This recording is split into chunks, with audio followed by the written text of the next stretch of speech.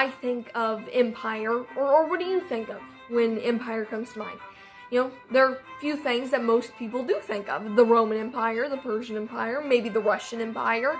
These big empires or dynasties that come to mind whenever we think of the word empire. You know, you imagine these great big cities and powerful people and, you know, all these powerful things and different political figures involved in these movements and all these kinds of things going on.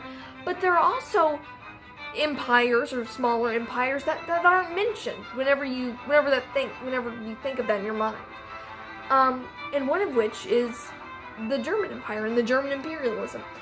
And I think a reason for that is it was short-lived. It wasn't long by any means. They very much, just for start, they weren't really interested in colonizing outside, like overseas or outside of their continent or Europe, until later on in 1804 was when they really got on and kind of piggybacked on this trend of, you know, empires colonizing and taking over certain places.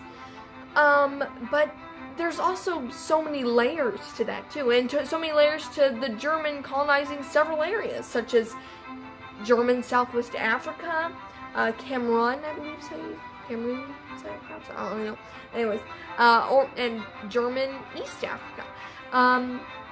And all of which ended due to World War I and the beginnings of that.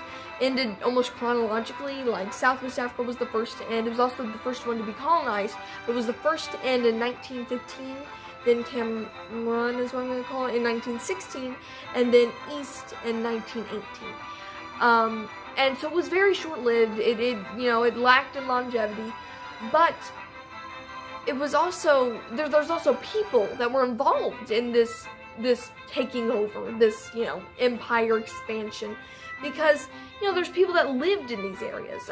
One group were the Hereros, for example, that lived in Southwest Africa years before the Germans even took over or found their land or their area. Another layer is the cruelty aspect. How did they treat those people? These are things that we're going to go over in this video. Also, you know, the effects of World War I, like I had mentioned earlier, you know, how that affected the world and, you know, these different colonies, and mainly we're going to focus on Southwest Africa. So let's get started. So it's 1884, and the German Empire has just now gotten to Southwest Africa. Or current-day Namibia.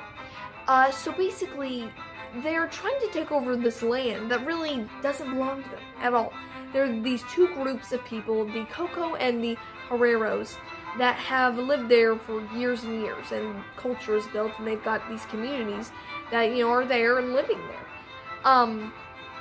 But the Germans, authorities, they respond with this resistance or rebellion. So though it really isn't a rebellion, because technically it was theirs first, it was their land, but the Germans are thinking of this as a, you know, rebellion, a rebel against them taking over, which was really unconsensual in the first place. But anyways, so they respond to this with complete harshness and cruelty,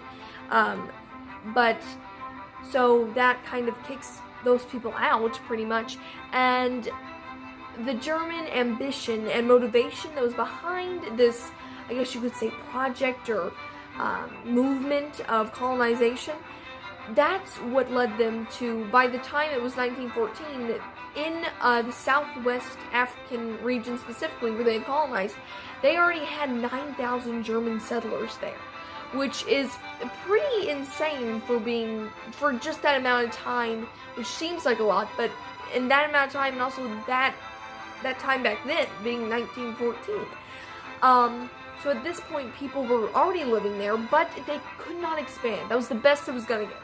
And the reason for that is because the climate that they were living in, due to lack of water and other really lack of resources, and, you know, irrigation tools so that they could grow more and more. And then shortly after, just a year after, 1915, during the beginnings and few weeks of World War I, it was then taken over or disrupted and fought by South African forces who were on the side of Great Britain during that time.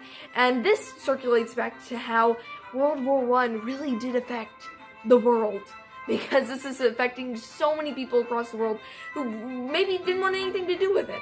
But it's already affecting so many people. People in Africa, like pretty much almost every continent, was affected by this in some way, which I think is pretty fascinating, but, oddly fascinating.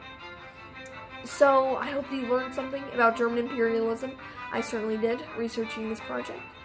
And thank you.